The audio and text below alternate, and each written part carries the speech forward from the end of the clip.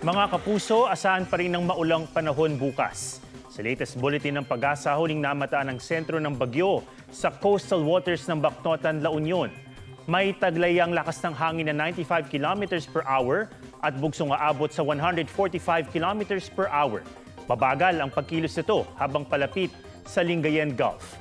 Nakataas pa rin ang signal number 2 sa Metro Manila, Cagayan, kabilang ang Babuyan Islands, Isabela, Quirino, Nueva Vizcaya, Apayao, Kalinga, Abra, Ifugao, Mountain Province, Benguet, Ilocos Norte, Ilocos Sur, La Union, Pangasinan, Aurora, Nueva Ecija, Tarlac, Zambales, Bataan, Pampanga, Bulacan, northern portion ng Cavite, Rizal at mainland Quezon, at signal number 1 naman sa Batanes, rest of Rizal, rest of Cavite, Batangas, Laguna, rest of Quezon, Occidental Mindoro, Oriental Mindoro, Marinduque, Romblon, northern portion ng mainland Palawan kasama ang Calamian, Cuyo at Kalayaan Islands, Camarines Norte, Camarines Sur, Catanduanes, Albay, Sorsogon at Masbate kabilang ang Ticao at Burias Islands.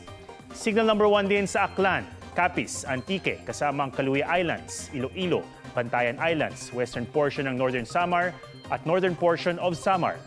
Sa forecast track ng Pag-asa, magtutuloy-tuloy ang pagkilos ng bagyo pakanluran sa West Philippine Sea hanggang makalabas ng PAR bukas. Pero may posibilidad din na mag-loop o bumalik yan malapit sa PAR.